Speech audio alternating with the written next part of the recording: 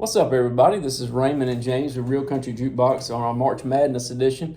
Last week, we did the round of 64, and we're trying to stay in tune with March Madness and the NCAA tournament. So we're going to get it down today. This is the round of 32. We're going to get it down to 16, which will work out until next one, whether it's next week or the week after.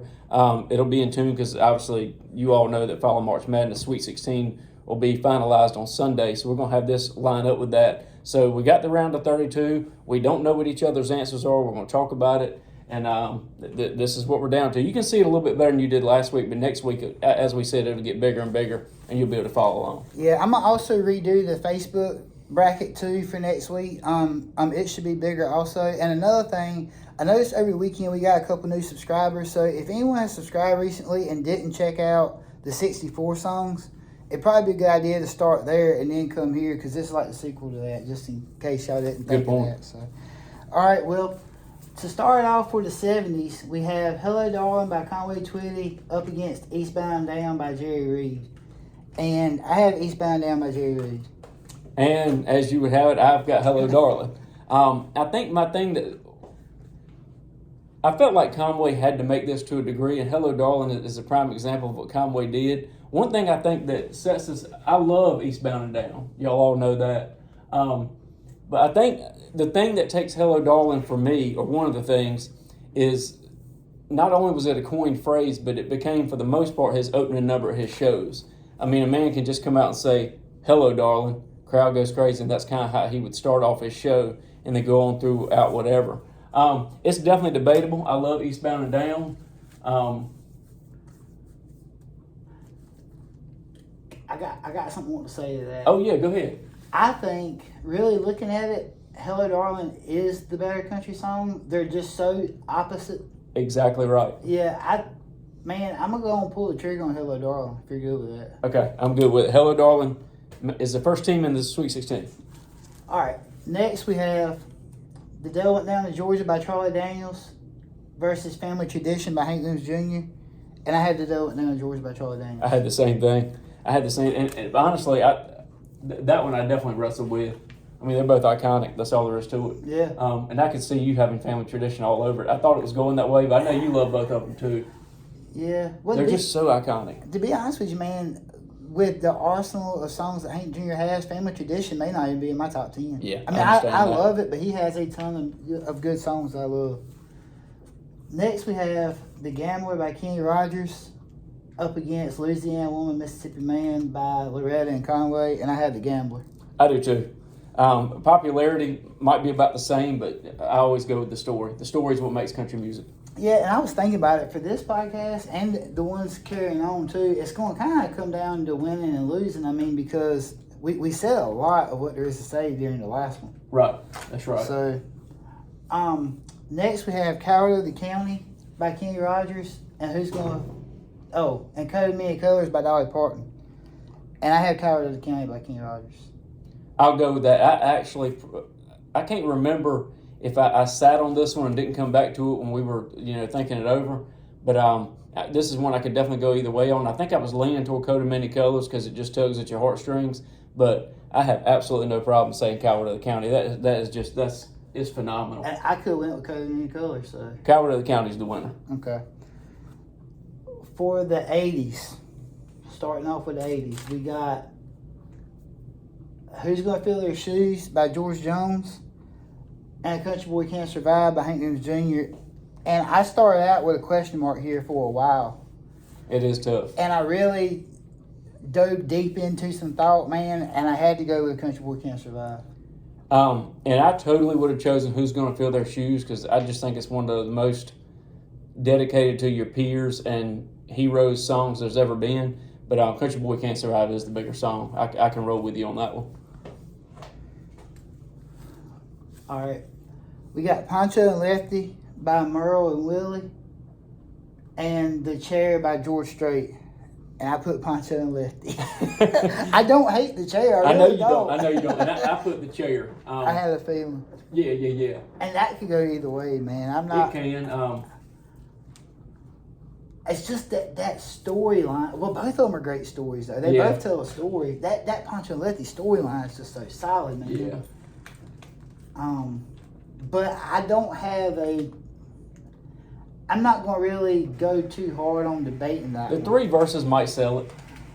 And I'm gonna tell you, I will have a harder time of bowing out on the chair as I will anything. But if something's gonna beat it, I think popularity wise, Poncho and Lefty. We'll go with that as the winner. All right. Next we have Amarillo by Morning by George Strait. And are the good times really over for good? By Merle Haggard. Merle Haggard. I've got All the Good Times Really Over for Good. And I've got Amarillo by Morning. My thing with that is popularity. Amarillo by Morning by a long shot. Are the Good Times Really Over for Good? I think a lot of the people that listen to country music probably could listen to that song in any decade Certainly. and relate to it. Certainly. Yeah, to me, that's just a hard. I don't know, man. They're both good. Do you have anything supporting Amarillo by Morning that makes it better? I ain't got a huge debate on this, but I don't have anything that would support it any more than I would Are the Good Times Really Over for Good. I just think Amarillo by Morning edges it out to me. well, let's go with it. Okay. I could definitely do that. Okay, Amarillo by Morning and the Sweet 16. I keep coming back to talk to the camera because the other day I could tell it was a little muffled when I was talking this way. Yeah. So we got Forever and Ever Amen by Randy Travis and 2 Dozen Roses by Shenandoah. And I got Forever and Ever Amen. I do too. All right, going into the 90s. The best decade of country music. The best decade of all music. It is to us. We have If I Know Me by George Strait and Chattahoochee by Alan Jackson. And this one was tough. I had the question mark there. And because of popularity, I chose Chattahoochee.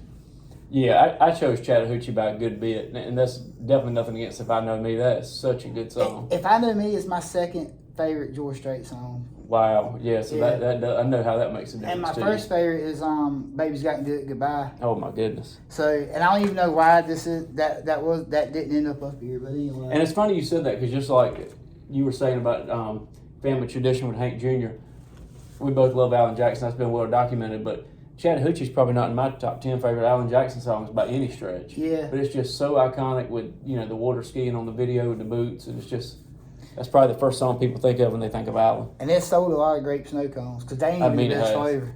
Yeah. All right, so Chattahoochee's the winner. Living on Love by Alan Jackson up against Too Cold at Home by Mark Chestnut. And I had a question mark here and folded for No doubt. Living on Love. Yeah. I would go with Too Cold at Home, but Living on Love is pretty iconic as well. So let's go with Living on Love. Okay. Yeah. All right, here's the kicker. We got 2 Alan Jackson songs. One of them last week we swore could not be beat. They were undefeated through the regular season, but they could still always lose. We got Someday and Gone Country. You already know my answer because I said it last week, but then again, just because that's what I said don't mean that it should necessarily go all the way. How do you feel? I know Gone Country is your favorite Alan Jackson song, and it's got good meaning. It's hard for me to say why it's my favorite. I mean, being that closing number definitely helps. Like, I can't remember ever seeing him in years where that wasn't his closing number.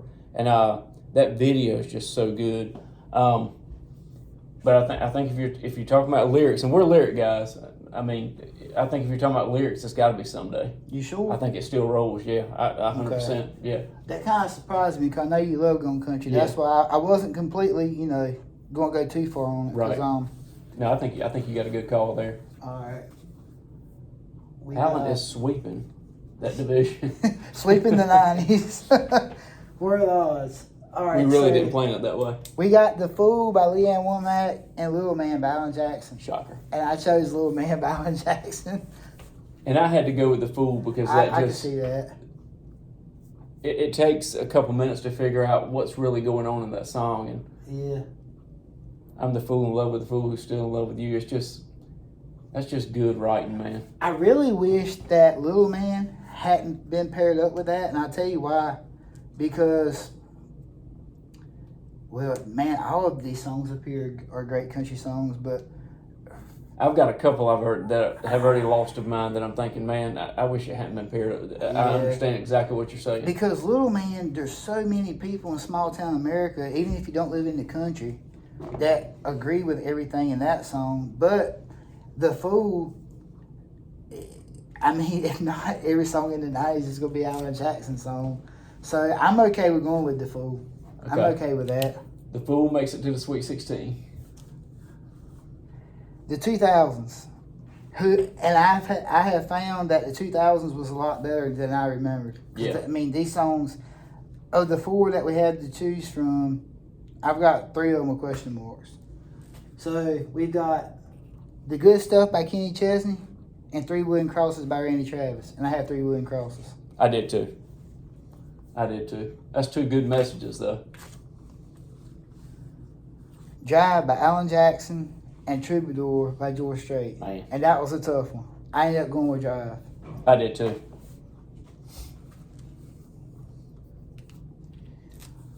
All right, we got In Color by Jamie Johnson and Small Town Southern Man by Alan Jackson. And because of the popularity standpoint, I went with In Color. I did too. I went with In Color. Yep. Dang, man. That's crazy. Yeah, although it's so cool how he wrote Small Town Southern Man for his dad, after he passed away, and it wasn't sad. He said, I wanted to write a happy version of, my father's situation, not something sad. I thought that was a good turn on things. Everybody writes them so sad. Yeah. And next we got I Saw God Today and Where Were You When the World Stopped Turning. Two more good messages. 2 more good messages. And because of, man, I went with Where Were You When the World Stopped Turning.